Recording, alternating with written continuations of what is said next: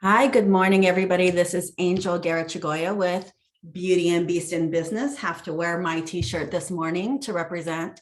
I'm so excited to be giving this free financial empowerment to the women out there who are ready to take the next step or ready to kind of refine the, financial portion of their lives, whether that be home finances or they're working in finance and looking for some additional information to use for clients, however it goes. So I would love to hear who's on the phone and who's on Zoom today, a little bit about you. So Stacy, you want to start?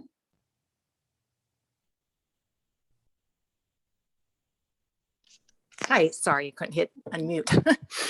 Yeah, you want personal or professional? Yeah. Okay.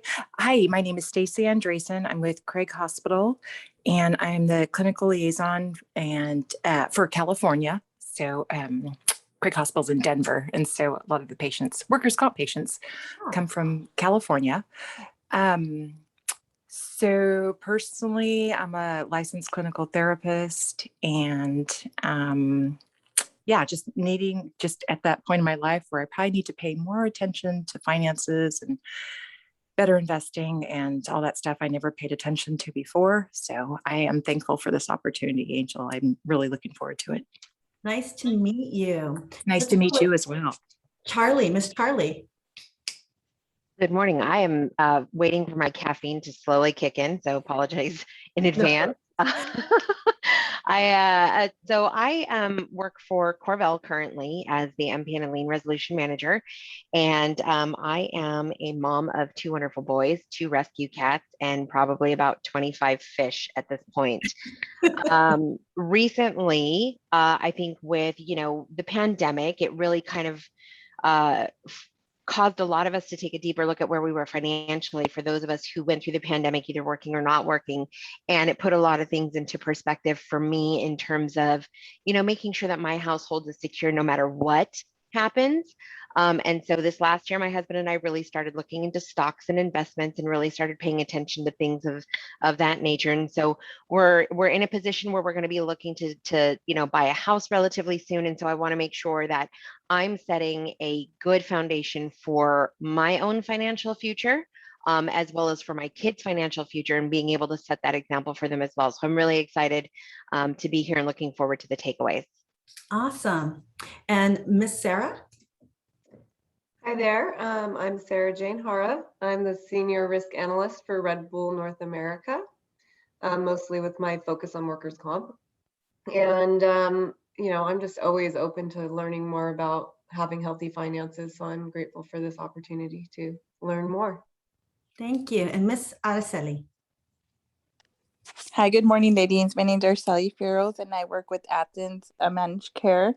I'm the manager over the managed care department. And I'm really excited about this class because I've made some unwise choices throughout, my financial journey.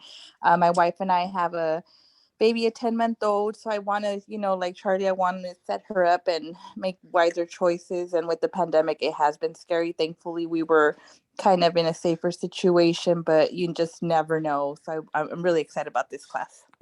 Awesome. And so first I want to say, if you haven't received one of these, send me your address via email, and I will send you one of our Beauty and Beast in Business. They're iron-ons, and you can put it on your backpack, on, jacket, whatever it is that you want to add it to, as well as, a little goodie from me that I like to send out to you ladies, especially for spending an hour with me today. I think that, I'd like to send that out to you. Just a little bit about myself and why I wanted to do this. So I grew up in, let's just say, an area that wasn't prolific, and with a family who, worked 2-3 jobs just to pay the rent, just to put food on the table. I remember my grandmother working a full-time job during the day, working a part-time job at night, plus a part-time job on the weekends. And I got my first job at 16, just trying to make ends meet. I got my first credit card, and back then you didn't even have to apply. I turned 18, and it was actually before I even graduated from high school that I received a Visa credit card in the mail, ready to use. And, at 18 years old, and let's be honest, I was a couple of months pregnant as I graduated from high school. I took a look at this credit card and I was like, wow, there is a $3,000 limit on this credit card. And I was like, I was working at the time, but I knew there was going to be a point where I was not going to be able to work. And then I got really sick during my pregnancy. I almost lost my son. And it got to a point where I could not actually work. And so what did I do? I was like, wow, we need a crib, we need this, we need that. So I started to use this credit card. And I honestly was with the intent, I can afford $20 a month. I can buy, the baby, the things that I need, and I can afford to pay back $20 a month, not recognizing that $20 a month was never even going to principal.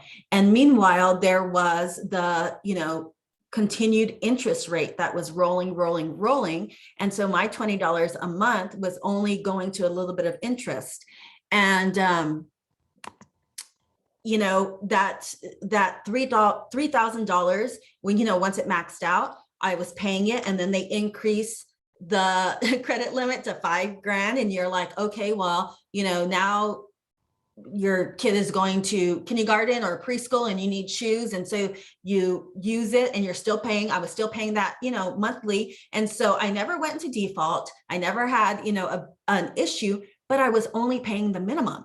And long story short, after 25 years, that $3,000 credit card limit kept increasing and increasing. It ultimately was at like $25,000, and, one baby, and then it was 3 kids. And then I was a single mom, and for 5 years, and I continued to use this credit card because it was like, oh my God, they're starting school, or, I got to pay for this. And I continued to use a credit card, and they continued to increase. And next thing you know, I'm $25,000 in debt, which started at $3,000. I'm now paying, oh God, I want to say it was like $600 a month. That was pretty much going to interest, never even touching the principal. And I felt like a failure. I felt like I was in debt because guess what happened? It was like, oh, well, now you have to open up another credit card because this one's maxed out, and, your kids still need clothes and shoes. And so now you open a Sears credit card, or, Montgomery Ward's, well, that's old, but, Kohl's or whatever. And so that was what was happening. And so next thing you know, I have this big Visa. I have 3 different department store credit cards. And I'm looking at this going, I'm paying $800 a month on these credit cards, which is, at that time, I'm like, that's more than my car payment. That's more than all these things. And I'm only hitting the interest. And I would feel pressured, and I would feel like I wanted to cry. And, if something happened and one of my kids got sick and I couldn't make my credit card payment because I had to buy medication, you got that phone call. I would get that phone call saying, hey, you're late. You need to pay. This is going to go against your credit. Next thing I know, I was late, and then I couldn't pay for 2 months because my kids were sick, and my credit was horrible. I mean, I think I was down to like 580 at a time, where, even if I wanted a credit card or I wanted something, they weren't going to give it to me because they're like, listen, lady, you have so much open debt and your credit right now is horrible. Now, that made me feel like I was a bad person. And you start to reflect in, and you're like, what the hell's wrong with me? What's wrong with me that, I'm in debt and I can't afford these things. And, you just feel horrible. And it starts to really put pressure on you because you can't go and buy a car without having, where if you have good credit, your car might be, 2% or 4%. If you have bad credit, you might be paying 10% or 12% of interest. So now, that $12,000 used car is now going to cost you $25,000 by the time you finish paying for it, because your credit's bad, and so the interest rate is bad. So that's what was important to me. And as I started to teach my kids, and my 27-year-old, thankfully, he really was able to take hold of everything that I was doing as I was paying down my bills, and I was talking to him, and he is so financially fit that it's funny because sometimes he's like, I can't do that because I'm broke. And, my kids are like, my girls are like, what do you mean? You got 20 grand or whatever in your savings account. And he was like, yeah, but I only have 100 in my checking account. I'm broke.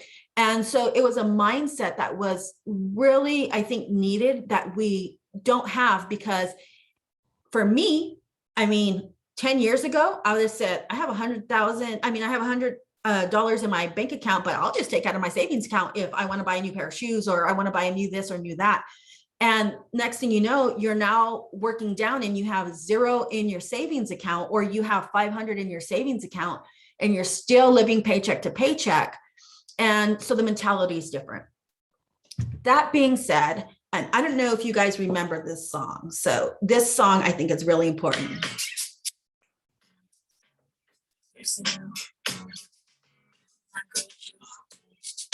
Cameron, and Destiny, Charlie's Angels, come on. So I know that you guys know the next part of that, right? And the next part of that is really about them talking about they're buying their own shoes, and they are buying their own rings, and they are buying their own whatever. They're taking care of themselves, right? Well, the first step as a woman is, being financially stable is getting that job, right? So you get that job, and then you're like, okay, now how do I navigate that so that I'm getting those bonuses and those raises, and I'm not working, my butt off for minimum wage, but I'm increasing that. But what we also learn is that when we increase our wages, we increase our spending. And so you can look and say, well, I'm making $25 an hour, or I'm making $30 an hour, and I'm still living paycheck to paycheck. I'm still living the same way I was 15 years ago when I was making minimum wage. What the hell is going on? And so again, it's not the recognition of, okay, I've doubled my income in the last 10 years, but I'm living like I doubled my income because I went from, driving a really good, let's say, Toyota, to buying that, I'm going to say BMW, or that truck or whatever. So now you've doubled your car payment, and there's nothing wrong with that. But when we do that, we want to make sure that we have our finances in check, that our debt is decreased or 0 if possible, and that we have a nest egg. And so a little bit about what we're going to talk about today is really going through those, how we're going to be able to do that. And then so that at the end, we're going to play this song because we know that we can buy our own rings and we can be financially stable. And something that was really important to me was when I graduated, of course, I graduated, like I said, 3 months pregnant. I got married. My husband and I were 18 years old.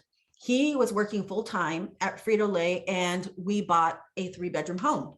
At that time, it was $40,000, probably like, an eighth of what it is now. But, we had a car, we had a home. But when we got divorced and I became a single mom, I ended up on welfare, and I didn't really have a choice because I had 2 children at that time, a newborn and a 3-year-old, and they were sick, in and out of Loma Linda Hospital. And, I remember having to make tamales and having to, whatever it was, I learned how to do woodworking. I did paintings. I made jewelry, everything I could to put food on the table. And when I learned how to get my finances in track, and when I went to college to get my degrees, and then I really started my career, when people ask me, especially my daughters, I have a 23-year-old and one that's going to be 16. I tell them that the most important thing for them to know is, 1, to be financially empowered, because even if you are in an extremely happy marriage and both of you are making good money, if God forbid something happened to your spouse, or something happened to you, or you get divorced, or whatever may be, you have another child, it's really important for us to be able to pay our mortgage or our rent, to pay our car payment, put gas, all of these elements without being stressed. right? And without feeling like, oh my God, like I have to work 10 extra hours to make up because I have to pay these things. And two, to have at least $1,000 in your savings account. Why $1,000? Because if for some reason, your brakes go bad, or you need to actually replace, your tires, or you need a new washer machine, those things normally will be right under that $1,000 mark. So if you have $1,000 sitting in your savings account, then you're like, okay, I still have my weekly paycheck that I can pay these bills, these items that I need to pay without being stressed, because I can take from my savings account, I can do what I need to do for this emergency, and then little by little, you rebuild your savings account. Okay, so I'm going to go ahead and screen share so that we can get into, well, I think I have too many screens open, so give me just a second so I can cut down some of these screens and get to where I need to go.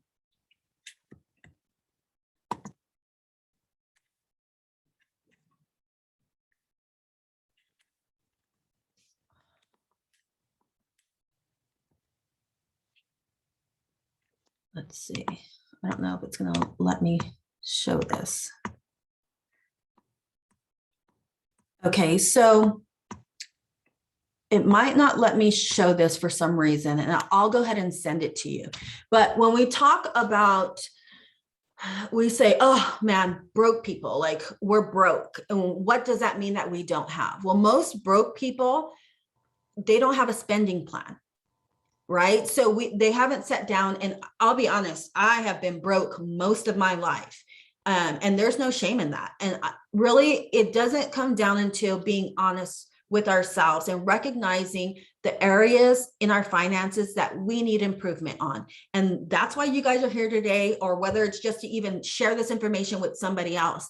That's one of the biggest things to come to, is sitting here and going, oh, Lord, like, I don't want to be, I don't want to be in this position. But in order to get to the next position, we have to recognize that. And that's by looking at our finances and saying, where are we? So when I'm broke, and when most people are broke, it's because we don't have a spending plan. We haven't written down what income we have and what expenses we have.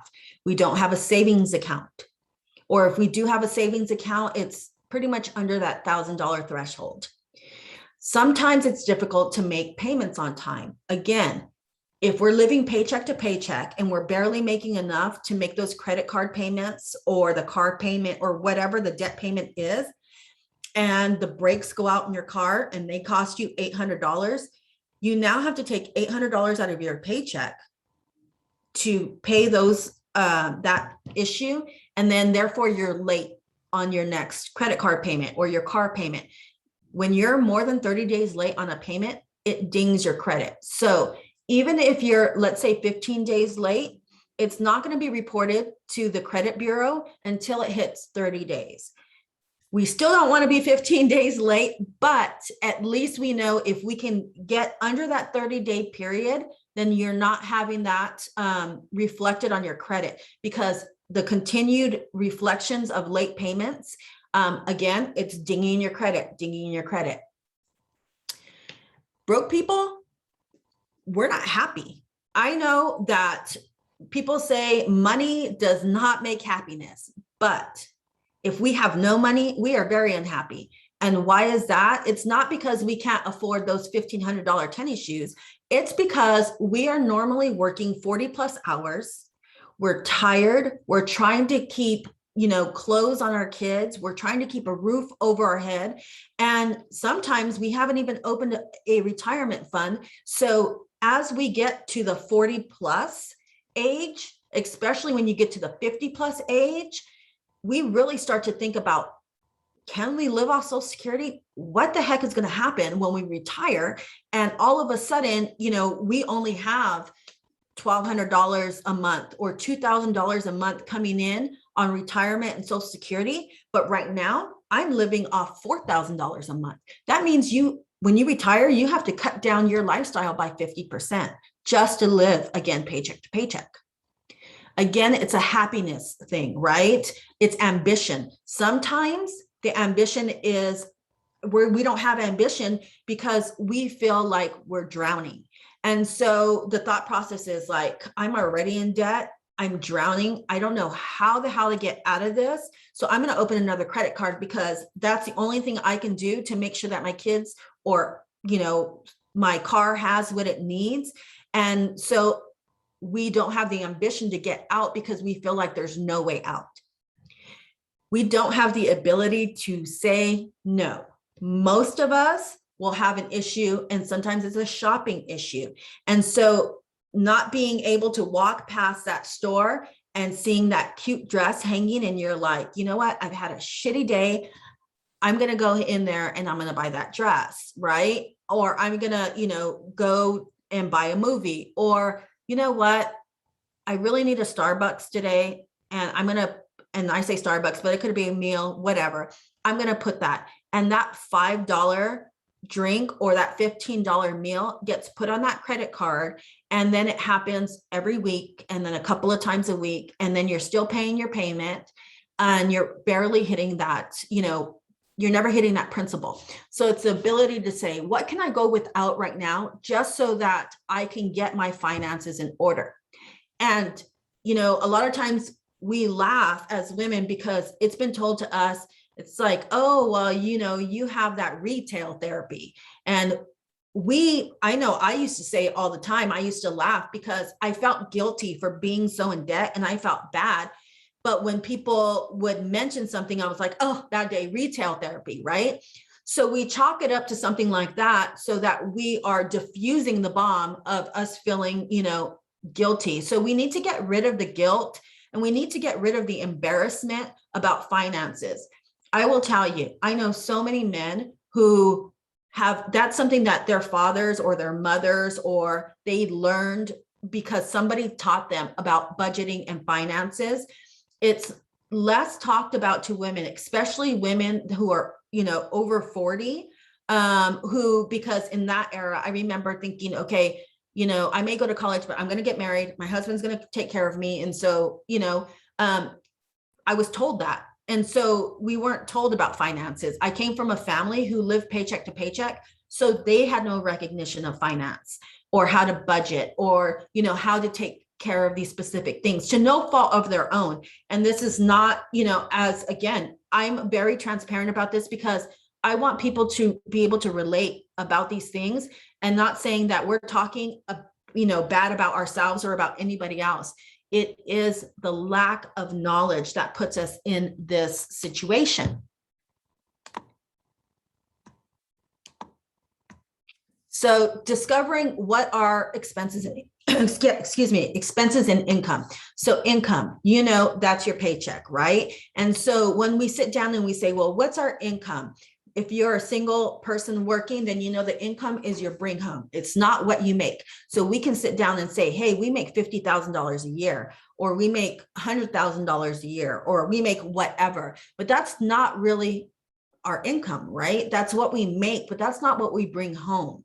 And that is a huge error in when we talk about how much debt we should have, because when you apply for a credit card or you apply for a home loan or you apply for auto, the first thing they ask you is what's your gross income, which means what do you make?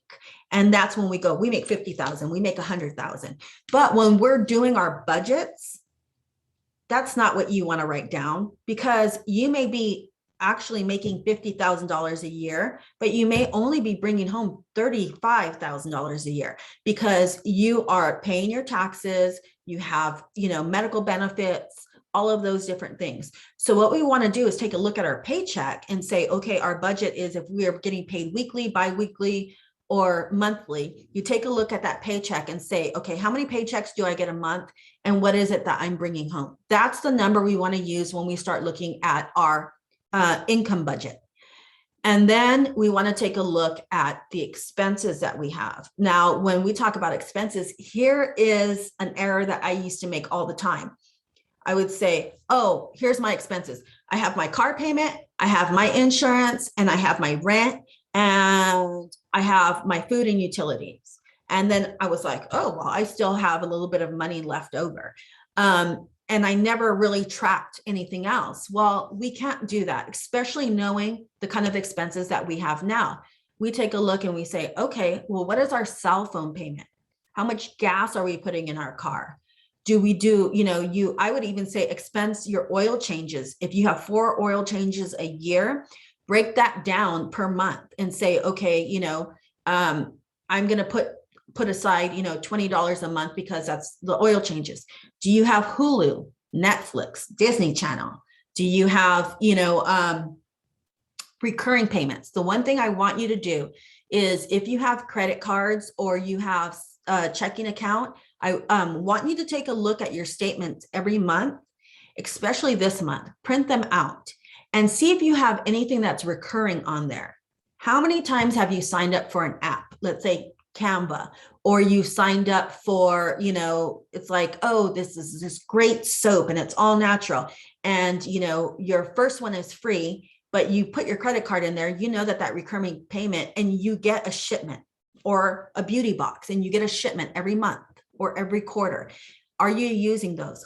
Those are expenses that sometimes we don't put in our budget. So those need to be in your budget, every single one. And there might be things that you don't even remember you have. Like I said, you put your information in for a great, let's say, Photoshop for your phone, right? And you're like, oh, it's only $4.99. And then you do something else, and that's only, $9.99. Well, all of a sudden, a year later, you're not using those applications, or you're not using anything that those recurring payments are going out, but they're still going out. So first thing you want to do is budget them, put them on your expenses, right? Then once you do, you want to take a look at what is it that I'm not using. You want to call and cancel those babies tomorrow or Monday. Get rid of them. Get them off your recurring, because I did that when COVID hit last year. For that reason, again, I became a little bit laxed on my budget. And guess what? COVID hit and I was furloughed for 3 months. And the first thing I did was, well, besides having like, what the hell happened, was I took a look at my finances and I was like, let me print these, bank and credit card statements out and find where my recurring. I kid you not. I had nearly $50 of recurring payments going out every month that I wasn't paying attention to because they were $2.99, $4.99. And they had been going on for so long that I even forgot they were there. So now I canceled all those. I have $50 that I can now bring back to my income, or bring back to my play money to use for something else. And so you get rid of those. And you want to also be very careful and not be so lax about doing those. Sometimes they're fun and we're like, oh, you know what? It's 30 days free. We're going to cancel it.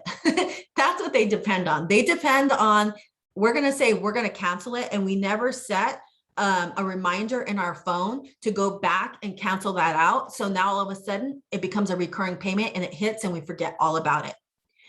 If you have bills like, let's say, AT&T for your TV, all of these different things, take a look and say, do I really need all of these things, or can I buy Roku, or can I buy, something else that's a one-time payment so that I can now eliminate this big $79 bill? That's what I did.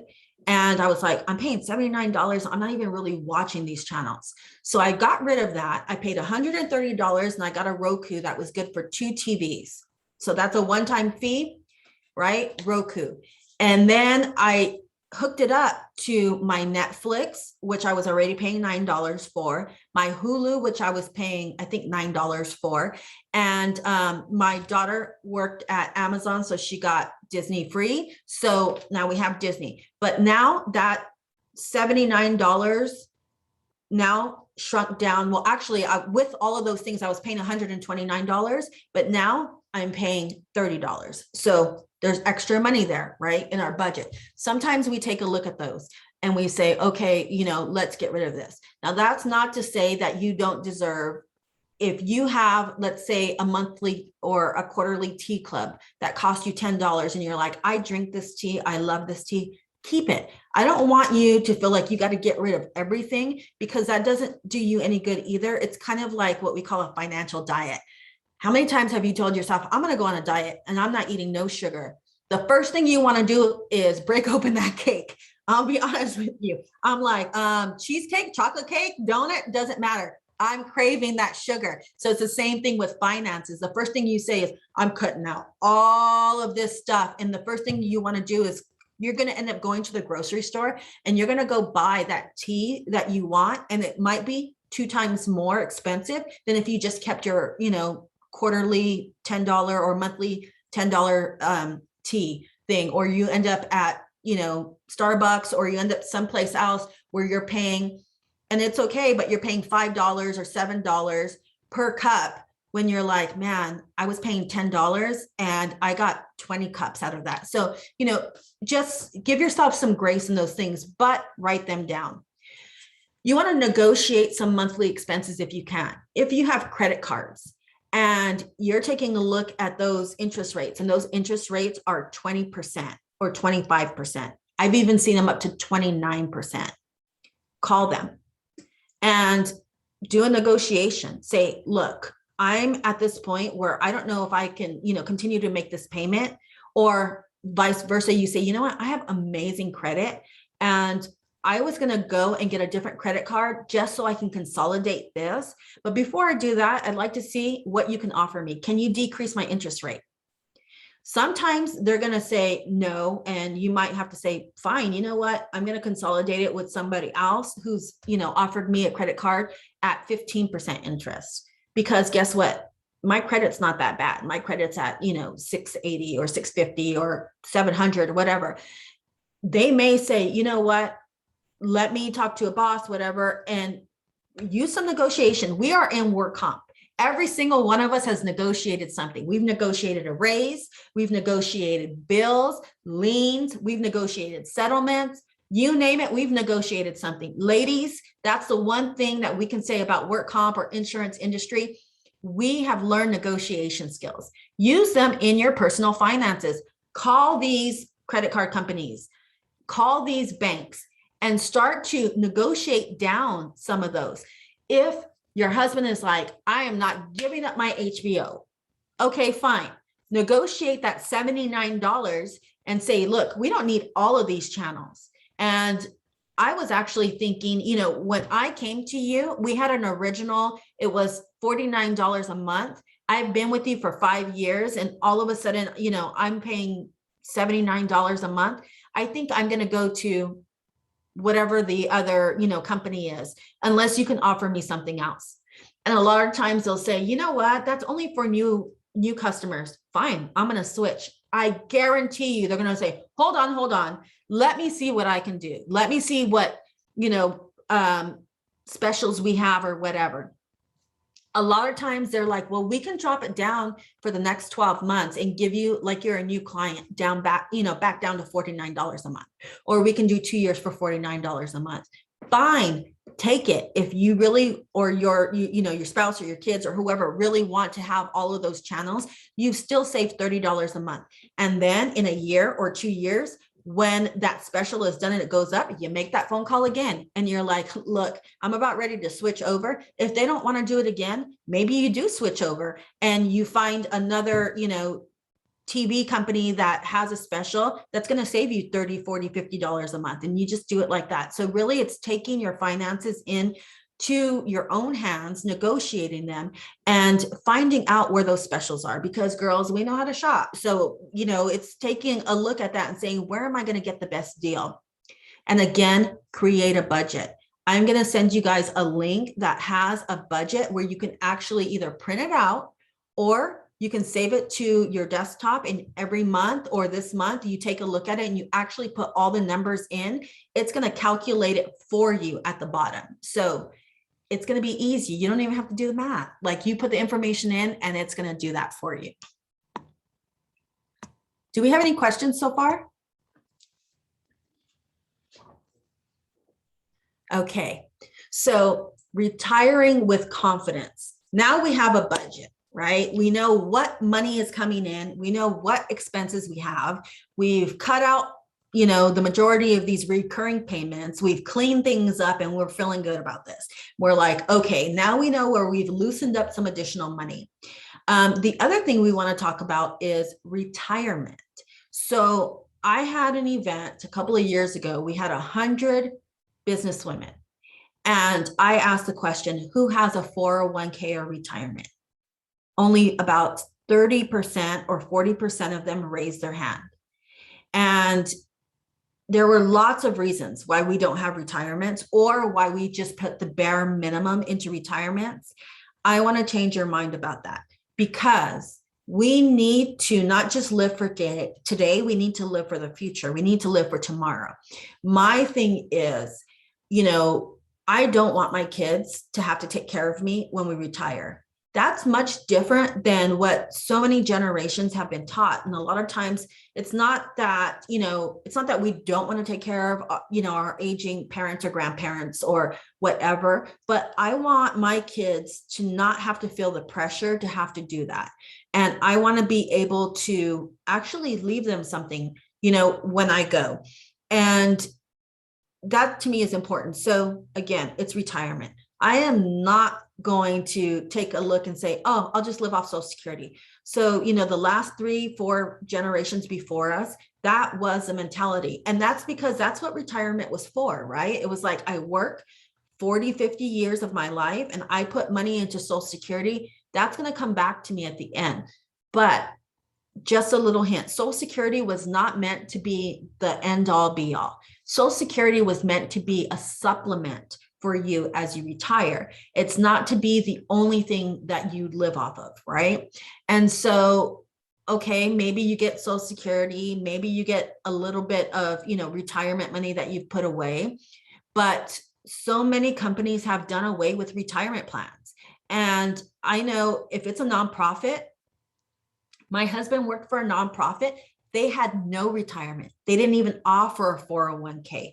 And so it's like, okay, well, now there's not even an ability. So the thought is, well, I don't even have any place to put money to retire. Wrong. You take it upon yourself to either call your bank or call, Merrill Lynch, or call any of those companies that have 401ks. You can create your own. And that's extremely important, that you can take a look at it. And I would say the goal is to budget at least 10% of your salary. And that's not 10% of the income you bring home, but your gross income. So if you make $100,000 a year, you want to be putting away $10,000 a year into your 401k. Now, I'm not saying that that's the first thing you do is like 10%, because sometimes it's about getting our feet wet, right? If we're talking about how do we just get out of debt and we're barely paying down our debt, well, it might be very difficult to say, I'm going to put 10% away. But if you can start with 3%, start with 3%. Because if you think about it, once it breaks out into your paycheck, you're not going to really recognize it as gone. Because one, it's going to be taken out pre-tax. And two, you're never going to see it on your paycheck. So you're never going to miss it. Once you start to recognize that, you're bringing home X amount, that's all you're going to live off of. And meanwhile, you've never even seen that money that gets taken out pre-tax and goes into your 401k. If you work with a company that matches it, you are giving away free money if you don't utilize it. I've talked to people and they're like, yeah, my company has a match, but I really can't afford it right now. I'm like, hold up, because 3%, let's just say 3% of your wages is $3,000. And if you work with this company for 10 years and you don't put your 3% away and they're not going to match that 3% over 10 years, you've lost out on $30,000 free money plus the interest that it makes. That is a huge, huge deal, especially if you can only put away 3%. Your employer is giving you free money. And I'm not going to really say free, we work for it. But if we're not taking advantage of that, we're really missing out on something important. So we want to put that away. And our end goal is to increase it every year. Even if you increase it 1% every year, again, every year you might have a 2% income, what is it? A living wage income increase, right? Through your job. Well, your income raises 2%, you can increase your 401k at least 1%. So you increase it 1%, that goes away, and you still feel like you get something because you're getting 1% on your salary, right? Or you say, you know what? I'm actually doing really good because I've gotten rid of all this extra debt. So I've loosened up a couple of $100 a month of money that I can use. I'm just going to increase it 2% every year and let that go in. What happens with your 401k? Well, it's pre-tax. So it now decreases what they take a look at on your paycheck. And this is what I take a look at. I say, okay, well, if I don't put into my 401k pre-tax, then guess what happens? At the end of the year, when I do my taxes, now I've made all this money and I have to pay, my taxes are more, and I would rather put that into my retirement for my savings. So I can at least have, of course, it's going to be taxed when you take it out later on, but it's showing that your taxable income is lowered right now and you're putting money away for the future. And because it's being put away, it's accumulating interest, right? So instead of us paying interest out to, a credit card or to some kind of debt, we're now putting money away for ourselves, our future selves, and we're actually taking advantage of the bank giving us income. So we want to kind of change our thought process. Again, when we talk about savings account, you want to have a minimum of $1,000 savings account. And so when I take a look at it and I say, well, do I want to pay down debt or do I want to open up my savings account? The first thing you want to do is put your savings account, open a savings account and get $1,000 into that savings account. Whether you're like, you know what, I can afford to do it this month, or you're like, well, it's going to take me 5 months, whatever it's going to take you, you need to do that. Put it in your savings account and do not use it. That is your, what I call my oh shit fund. Something happened, something bad happened, where are you going to go? Your oh shit fund, because that is going to cover those breaks. That's going to cover your, medical bills because your kid broke his arm, whatever. Once that $1,000 is there, now you're like, okay, I was putting $75 into that savings account and that's already there. Now I'm going to turn around and I'm going to start working on paying down that debt.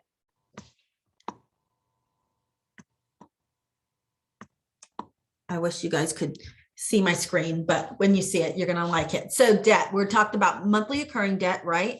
We talked about credit card debt and the way that goes. And so when you're paying down credit card debt, you're like, well, what do I pay first, right? We also talk about when we create that credit card debt is the purchases. A lot of times when we take a look at purchases, I just want you to internally think about some of the purchases that you've made over the last year, or maybe, with COVID, you didn't make too many purchases, but let's say over the last 5 years, were some of those purchases, those really great name brand shoes that everybody was talking about have red bottoms? Okay. You're like, yeah, they were, or maybe they were awesome purses, brand name purses or whatever. For us, I want to say a lot of times it's keeping up with the Joneses, right? We take a look at that and we're like, okay, people tell us you're supposed to dress to impress. When you come, especially into conferences or you come into the boardroom, like you better look the part. Well, looking the part, sometimes we take a look at it and that means like, oh, well, we have to buy this, brand name suit that, you off the rack is $500. I'm going to be honest with you. Most of my shopping is on TJ Maxx. I love TJ Maxx. I've bought some amazing work coats there. I might go online, New York and Company. I always laugh, but a lot of times I buy my winter clothes during the summer because they're on clearance. And then I buy my summer clothes during the winter because they're on clearance. I will tell you, I'll get my, $150 jacket and I might pay $25 for it because it's 80% off of New York and Company. New York and Company has amazing, amazing clothes. They're made well, but I am not going to pay full price. Macy's, the same thing. So really, again, the next thing that we take a look at is, I want you to have those clothes that you need. I want you to look good, but I want you to be able to recognize that we don't have to, keep up with the Joneses. We don't have to pay brand name for them. And not only that, it's also how much are we buying, right? So take a look at it and say, you know what? I want to give myself $1,000 a year for work clothes. Now you break that up, and it doesn't matter if you're, buying them per month, or you're buying them quarterly, or you're buying them twice a year. You know that you've budgeted X amount of money for your work clothes, and that's all you're going to do. That will also help us prevent from doing the weekly shopping or going on a huge shopping spree and say, you know what, I'm going to buy $500 of clothes this month. And then next month you're like, I'm going to buy those $100 shoes. And the following month, I'm going to buy 100. Well, you only have $1,000. So if you use it up in 3 months, fine, you used it up in 3 months. But, you want to be able to balance that out. And you want to be able to also remember that if we're looking at late payments, what we think might be, we're like, oh, we pay $49 on our credit card, and your late payment, that late payment is going to be anywhere from $15 to $30. Now, all of a sudden, you're like, okay, well, that credit card or that shirt that you bought, you're like, I went ahead and I only put $50 on my credit card, and I bought 2 shirts, and then it was late, and they charged you a $20 late payment. Now you just paid $70 for those shirts that were on sale. So again, it's really taking a look and recognizing. When you look at large purchases, we want to pay extra on principal. This is something that people do not tell you. They will tell you, make larger payments. You're like, hey, I feel so good. And here's an example. Let's say your car payment is $500 a month, and you're like, I have an extra $100 a month. I'm going to pay it on my car payment every month because I want to not pay so much interest. I want to get rid of this car payment. So you pay $600 this month. And next month, your car payment comes in and it's like, oh, you owe $400, and you pay $600. And then the next month, it's like, oh, this month's bill is $200. Okay, you pay another $600. The 4th month, it's like, 0 payment this month. We'll see you next month. So we feel good about that, right? We're like, yeah, we paid $600 a month for the last 3 months. And now the bill for this month is 0. Guess what? That means that extra $100 or $200 that you've paid per month, it is going on the interest. That's the reason why they're telling you that you have 0 due this month, because it never touched the principal. It's getting paid on the interest, on the back end of the interest. Well, that's crappy. I'm going to be honest with you, because you're like, okay. And the other thing I've seen is people go, well, there's nothing due this month. So guess what? Now I have $600 that I'm going to pay on something else. No, that means that you need to pick up the phone and you need to call your mortgage company or your credit card company or your car, whoever you're paying that payment to. And you need to verbally let them know, I'm going to be paying an extra $100 a month this month or for the next 3 months. I need you to know that $100 needs to go on principal and not on the full payment or not on interest. This is going to be, or you make your regular payment and you pick up the phone and you call them and say, I want to make a $100 principal only payment. And even if you have to do that every month, so be it. Sometimes they're actually have them online now where they'll break it down and it'll say payment, it'll say additional interest, additional principal, whatever, and you can do it online. But that's really important for you to know, because you want all that extra money to start paying down the principal. If you're paying down the principal, then you're automatically going to pay less interest. If you're paying on the back end of the interest, guess what? You're still paying the same amount. You're still gonna, you may be paying it for a shorter amount of time, but it's not going to shorten that much, maybe a month or 2. So you need to make sure that it's on the principal. This goes for school loans as well. That's another thing that people don't talk about, especially education when you go to school and now all of a sudden you have $30,000, $60,000, $120,000 of school loans.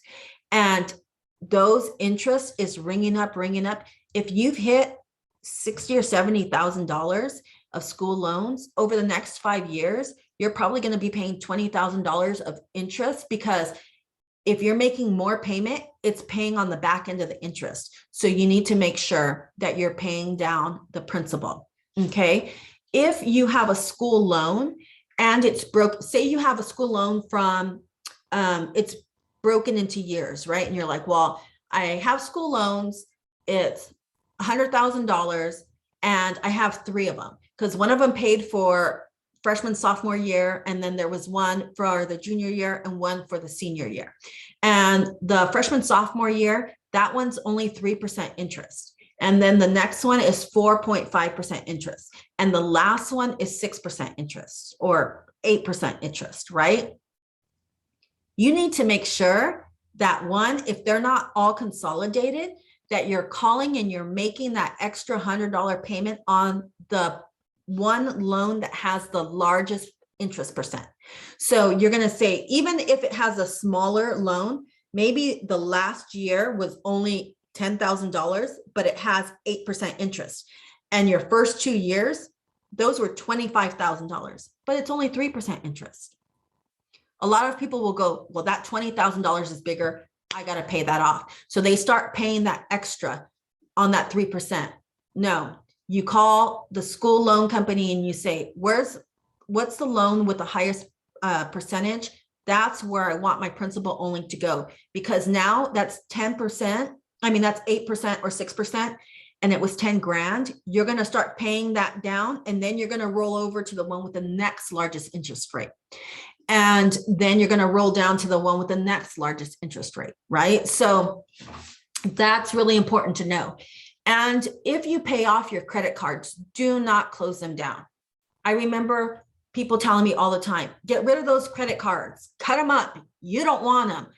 Well, I didn't understand that when I started to pay them down and I cut them up, all of a sudden I was like, what the hell is going on with my credit score? Because my credit score was dinging and it was going down and I didn't know why, right? I was calling the banks and I was like, I want to close down. I have $10,000, open credit and I'm at 0. I want to close that down.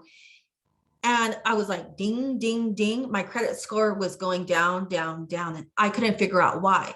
If you close a card, an account, or you pay it off and you just don't use it for a year and the bank automatically closes it, this is what happens. It says, okay, well, they couldn't either afford or, whatever. So let's say right now you have $30,000 of open credit and you start to pay those down and you pay them down and you're like, yes, now I had $30,000 of open credit and I was using $20,000, right? So now it's showing that you're using 66%, almost 70% of that open credit. Your credit score is bad right now because it's saying they can't even afford to pretty much live because they're using the majority of their credit, 70% of their credit. Well, you start to pay that down and you pay it down and you pay it down. And now you've paid it down and you're like, I only have $10,000 in open credit card debt, right? But I still have $30,000 of open credit. So now your credit score, it hikes up and it's like, woo-hoo, it's increased. Why does it increase? Because it's like, this girl has her stuff together. She has $30,000 of open credit and now she's only using 30% of that instead of 70% of that. That means she's a good bet. She knows how to work her money. She can use her credit, but she's paying it down. She doesn't need it to live. The problem is when you call that credit card company and you say, I'm going to close down the 2 credit cards that are at 0 balance. And now you're leaving open the 1 credit card that has a max out at $10,000. The credit card is $10,000 and your debt is $10,000. Now you're using 100% of the open credit because you've closed the other twos out. What happens? Your credit score, it dumps. It's like, it doesn't recognize that you just worked your ass off and you paid all this credit off and you're like, I'm cutting this up because I don't want to use it no more. All it recognizes is this chick is using 100% of her credit. She cannot even live paycheck to paycheck. She is in debt. She is a bad, bad debtor. And so your credit score dumps. So what do? Well, you take a look at those open credit cards and you don't want to, max them out, but you can use, say one's a Visa and one's a MasterCard, right? Then you can say, you know what? I'm going to put my electric bill on one and I'm going to put my gas bill on the other. Every month, it's going to, your gas and your electric they're going to bill automatically to those cards, but you're going to set those cards on auto pay because they're utilities. They're in your budgeting spreadsheet anyway. So your utilities are going to automatically take the debit or take the credit from that card to pay, but you're going to be on automatic debit, which means they're going to automatically pay off. Okay. And now all of a sudden it says, okay, this chick still has $30,000 of open credit card, that she can use. She has open credit for $30,000. And she's using these credit cards every month, but every month she's bringing them back down to zero. This chick has her stuff together. Guess what happens to your credit score? It goes up. What's nice about that? You have $30,000 of open credit. Should you need it for some reason, hopefully not, but should you need it, it's there. 2, you're continuing to pay down that other one. So hopefully you'll have, $30,000 of open credit and maybe only, you're using $2,000 of it, right? So you're, if you can get down to say, oh, well, I'm only using 5% of it, then that's great. Then you put them on automatic. So credit card, I call them the credit card gods. They're like, hey, she's using them every month. Hey, she's paying them every month. So that's working. Now, when you want to look down at, there's 2 different ways to pay down your debt. One is called the snowball effect and one is called the avalanche effect. What's the difference? And which one do you want to use? That's a complete personal choice. I'm going to explain them both to you, but I want you to be able to take a look at them and say, what makes more sense for me? Okay. And before we do that, I want you to know that the credit scores go between 300 and 880. If you're at 300, that's not good. If you're under 650, it's considered a big red flag, bad credit. If you get to 650, they're like, okay, she's about average, right? If you get to 750, then you're golden. Anything above 750 is an A+. It's an A rating, right? If you get to 880 or if you get above 800, they're like, she has A+ score. But if you can get to 750 or above, then you can pretty much get any line of credit that you want, especially, as I said, or somebody said, Charlie, about buying a home, right? So you're like, well, how do I get a large home loan so that we can get the home that we want?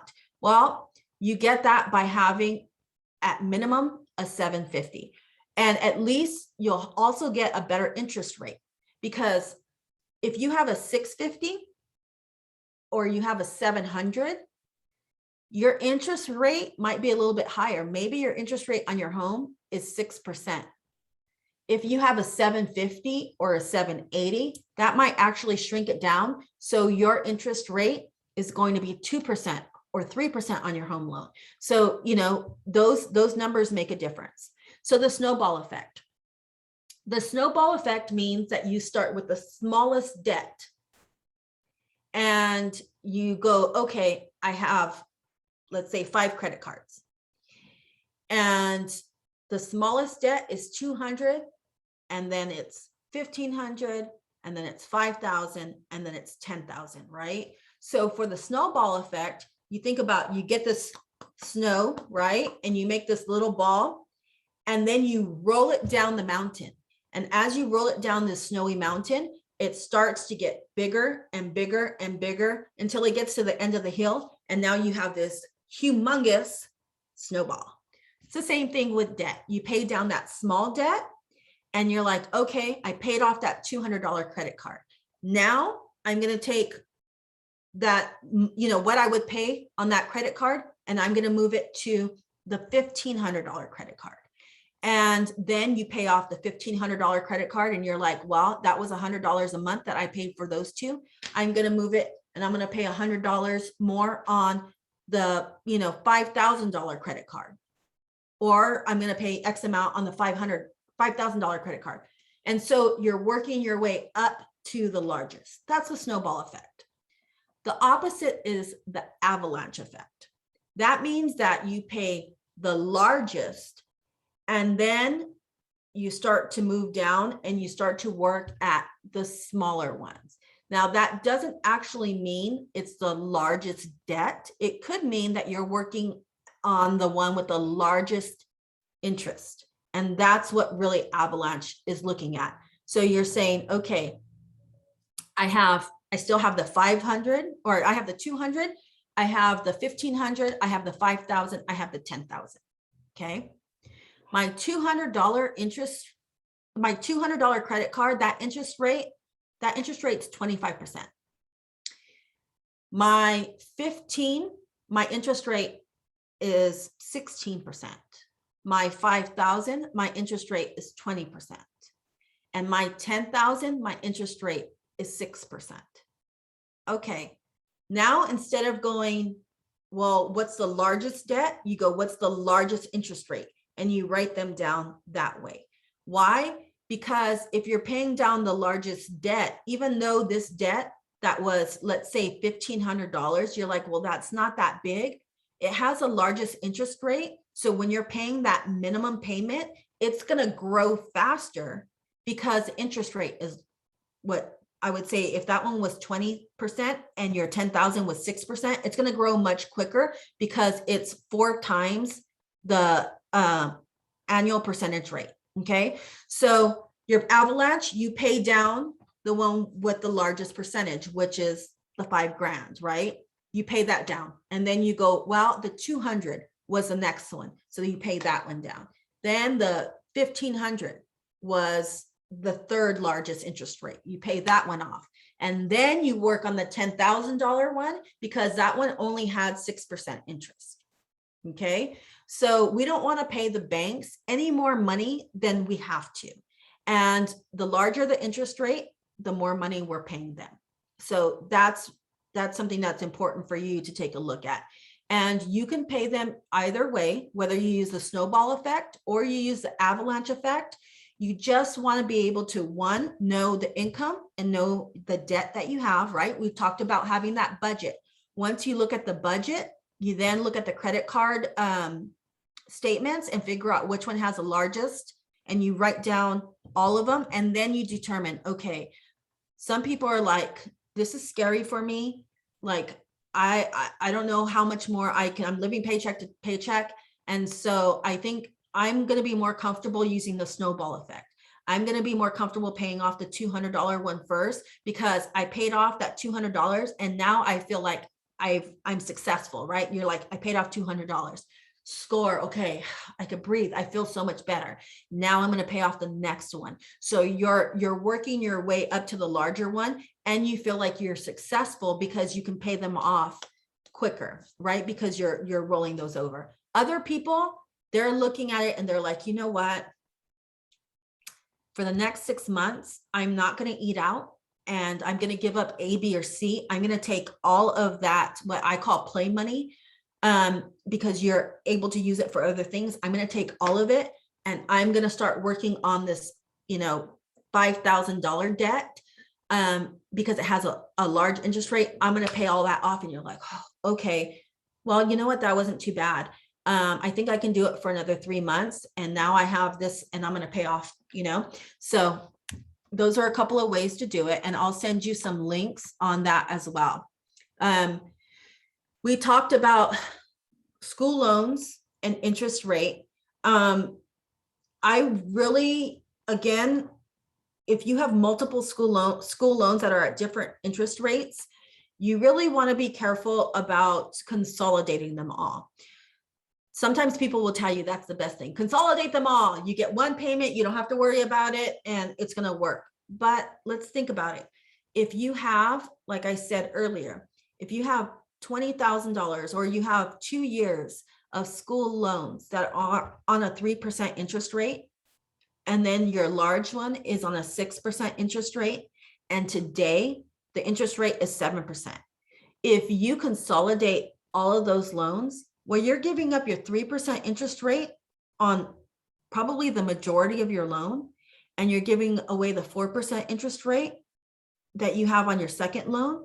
You're going to consolidate them all, and you're going to pay today's 7% interest rate. So now you're paying a lot more interest on all your loans. So yeah, you have one payment to make, but I want you to really weigh that out and say, is the convenience of paying one payment better than having a lower interest rate and getting on the phone every month and paying down, that school loan with a small interest rate on the principal? Like, can I make a 5-minute call every month so I can really work on this? Or do I just want to consolidate? So again, no judgment. Everybody's different. There might be a reason why you're like, I just need to consolidate them, whatever, and that's fine. But I really want you to know the different avenues and how that works, okay? The other thing we talk about is when you're doing these payments, what we call found money. You can use found money, whether you're using, the snowball effect or the avalanche effect. Use your found money to pay that down. If you have a bonus coming and you're like, well, I was going to use that bonus to, I don't know, revamp my backyard or buy, a new couch. But you go, well, that bonus was pretty good. If I use that bonus, I can pay off one of my credit cards. Well, weigh that out. You're like, okay, yes, it would be nice to buy a new couch, but if I pay off that credit card, now all of a sudden I'm loosening up $200 a month. And I can use that $200 a month to pay the rest off. If I pay all my credit card debt off in 12 months, I have just now loosened up $500 a month because I don't have any more credit card debt next year. And I can buy that new couch I want in 1 month or in 2 months, right? So it's really changing your mindset on how you can move things around and what's going to benefit you the most. Revenue streams. I say Beauty and Beast, hustle up. Okay. One of my big things is, yes, I learned how to pay off debt. And yes, I learned how to, give up certain things. But I'm going to tell you, there are certain things that I want, and I'm like, hey, I worked my butt off, and I want to be able to afford those, but I can't afford them right now. Well, does that mean that I have to get rid of all my expenses? Well, no. You can actually, 1, help yourself pay off debt quicker, or 2, give yourself a little bit more loose money by increasing your revenue stream. Okay. And that means whether you want to get a second job doing something small, or you want to create an investment, like you're like, what, I have $5,000 right now. If I put it in, 1-year CD, at the end of that year, I'm going to get, an extra $300. And that's what I'm going to use to, I don't know, buy my vacation ticket or whatever, or become an entrepreneur. And that's actually how I started my new business. I started my first business as a way to give back to the women in my community. So instead of mentoring 3 women or 5 women one-on-one, I was like, how can we give this information to a larger number of women, right? So that's how that started. But then I also started to recognize, well, hey, if I can create a specific event, or I can get a sponsor for an event, or I can, which I'm doing right now as well, is I started to become what they call a hope entrepreneur. So I sell, hope wine, which is now another revenue stream, right? So you're like, okay, you know what? I want, instead of $1,000 a year, I want to be able to spend $1,500 a year on new clothes. Or, you know what? I want to pay $100 a month to have my nails done and to get a massage. Okay. So instead of making yourself feel like you don't deserve it because you got to pay off debt, increase your revenue stream. Or if you're like, you know what? I want to buy a house, or I want to buy a car, and I want to get rid of all this shitty credit card debt, like right now, like as quick as possible, then get that second stream of revenue and put it all towards your debt. I did that as well, where I was like, okay, if I work this part-time job, or I sell Mary Kay, or I, whatever that entrepreneurship or second revenue system is, if I do that and I can make an extra $200 or $500 a month or $1,500 a month, I'm going to take all of that. I'm going to pretend like I never seen it, and I'm going to put it down on my credit card debt and get rid of all that credit card. Or once it's paid off, I'm going to start putting it into my savings account so that I don't have a minimum of $1,000 in my savings account. I'm going to grow it. I want a minimum of $5,000 in my savings account, just in case my car blows up. Or I want to go on vacation every year. And I'm going to tell you, that was important to me. I, coming from where I came from, didn't have the opportunity to go out on vacation. And so that was really important to me. Okay. So I'm going to go ahead and speed this up a little bit. Health accounts, HSA versus FSA. So if you don't know the difference, FSA is through your employer, and you can only actually transition $500 left over per year from one year to another. Anything more than $500, your insurance, or that HSA, FSA, I'm sorry, gets to keep it. Well, you work really hard. So maybe this year you didn't need as much medical for your co-payments as you did last year, and you have $1,000 left over. Now, guess what? In December, you're either buying, $500 worth of Band-Aids and Tylenol so that you can use up that extra $500, or you lose it. That's money you work for and somebody else gets to keep. I'm not cool with that. I don't know about you, but I'm not down with that. With the HSA, you can actually open it up through your bank, and it's a health savings account, and it actually allows you to save 3 different ways. So you can either open it with your employer, or you can open it with a bank account. And it allows you to save because, one, it's pre-tax. So it takes the money out and it puts it aside pre-tax. Now it shows that you've made less.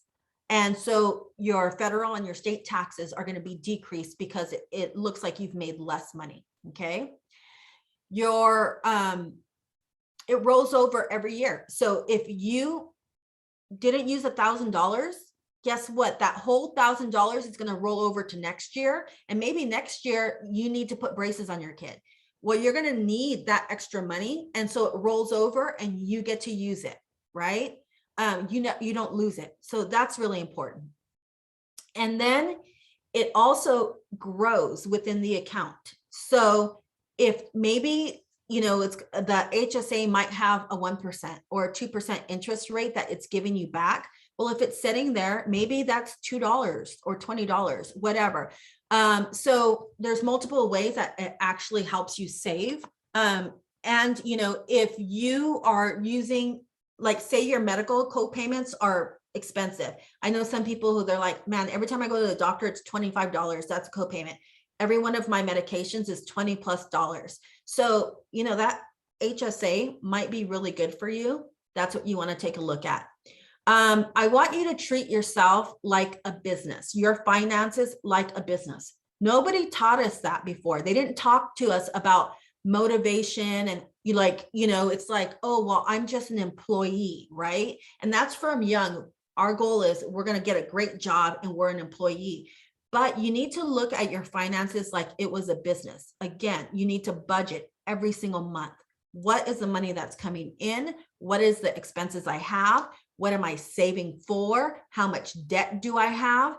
And then you're like, oh, well, now I have this savings account because I'm going to save to go on vacation once a year. I can afford to pay for my vacation without using a credit card. Plus, once that's paid, I have enough money for spending, right? Whatever. So think of yourself as a business, your finances as a business. Would you want to work for somebody who is completely in debt and may not be able to pay their next car payment? No. So it's time that we look at ourselves and we look at our finances as being more than just an employee. And if you're looking at an entrepreneurship, I do work with Cal State San Bernardino and the Women's Business Center. I help women start businesses, run businesses, manage businesses. If you sign up through them, it's completely free to you. And that means that we get one-on-one 1 hour sessions, coaching sessions to do everything from getting your licensing to starting your marketing and branding to whatever it is. And that means, you know, maybe you're a great crochet person and you want to start an Etsy store and do pop-ups, or maybe you're a financial advisor, you do financials and you're like, you know what, I want to help people with their budgeting. Or maybe you want to be a virtual assistant and you're like, hey, I can make 25 bucks an hour by being somebody's virtual assistant and I don't have to leave my house. Well, you still have to have your licensing. I can help you with that. So if you want more information, what I'm actually going to do is at the end of this, I'll send you an email with a copy of this, unfortunately, that you didn't get to see, but with a copy of this PowerPoint presentation. And then as well as all the resource links that you need for to create a budget and do all that. Okay, career revenue, find a mentor, research salary. This is something that a lot of people don't do. And they're just like, every year I work, I get, you know, everybody gets the same bonus. Everybody gets a 2% increase. And I plan on retiring here. I'm going to be here for 25 years.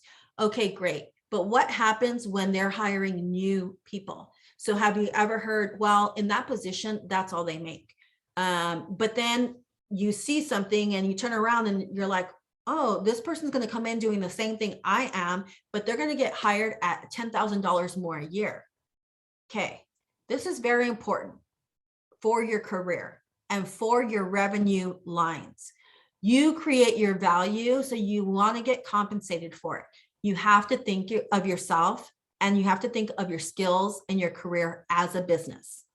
Okay, research your salary. I've helped people do this before as well. Go online. What salary does somebody in your position make nationally, regionally, within your county, right? Take a look at that based on education, based on experience, based on, I mean, you can actually, there are websites where you can actually put all of this in and it would say, this is the regional or national average. And, you know, you're either below or above, or because the national average is with a bachelor's, but you have a master's degree, like you should be making X amount. Annually, prepare for your annual review. Everybody I know they go into the annual review and they're like, I've done really great work. This, you know, I did this task or I did that task. Go into your review today, Monday, whenever. I want you to start thinking about, I want you to go into your email and I want you to create a folder that says important saves or kudos to me or whatever you want to name it. When you get an email from your boss, from a colleague, from a client that says you did amazing work, thank you for A, B, or C, drop it to that folder. If you knocked a task out of this world and you created a savings for your employer, or you brought in new business for your employer, or you went beyond what the average was for your employer, you need to document and save it to that file. You need to print things out.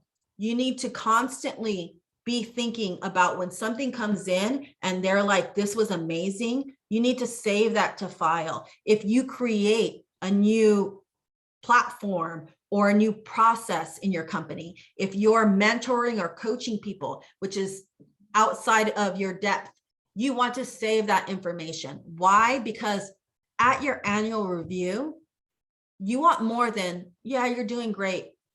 you're at 4, everything's a 4 out of 5, and you're going to get that 2% raise, or you're, sorry, but you're only up for $1,000 bonus. Well, that's where you pull out all that amazing stuff that you did in your folder, and you're prepared. And you're prepared with your salary research, and you're prepared with every kudos that you got, and you're prepared with, all of these things, and say, well, I find that my value with this company is, really great. Look at all this stuff that I have. And please let me know if there's a way that I can increase that annual, bonus. I believe that I earned more than the average, or, this salary research shows that I'm $10,000 underpaid based on the national and based on all of those job descriptions that you're hiring for that say blah, blah, blah. Like, I'm under that. And I think at this point, we need to match that market. Be ready. Continuing education. Take those online courses. Doesn't have to be going back to school for a master's or a bachelor's degree, but it literally could be, how do I get certified in certain things, or how do I do that? You need to self-advocate. You need to save testimonials, because if you're not self-advocating, guess what? No one's advocating for you, loves. So that's going to be, the really next thing, what's important. And I'm going to go ahead and exit out of this. I will send this to you. But what I want you to remember as well is finding a community of support. Okay. So when you find a community to support you, like myself or like another organization, that's where you're going to be able to build. I'm going to send you the email. I'm going to send you all the resources, the links, the budgeting template, everything. And I know we're over. I'm so sorry, but I want to make sure that this finance course gives you everything that you need. And then also, I will be emailing you that. If you have any questions, send me an email. I am open to talk with you. I'm open to email with you. If you're like, you know what, I want to have a business license and I want to make this, I will coach you, will sign you up with the Inland Empire Women's Business Center, and I'll coach you for free. It's free through there. There's lots of information. So do we have any questions before we close? Stacy, Araceli, Sarah? No questions. Just wanted to thank you, Angel. This is really good information. I really like about the interest rate reminder and how to navigate all the behind the scenes, secrets on how to have better credit. So thank you for all this. You're welcome. Okay. So from that, I just want to thank you guys again. I want you, this is how I close everything I do, is close your eyes right now. Just take a deep breath. Recognize that you guys are amazing. Recognize that you are valuable, that you have everything you need to be successful in your finances, in your career, in your life. It is simply about giving yourself grace, obtaining the resources, finding a network, and not letting anybody deter you. Okay. So from me to you, I send you lots of love, and I will be talking to you guys again soon. Bye. Bye. Thank you.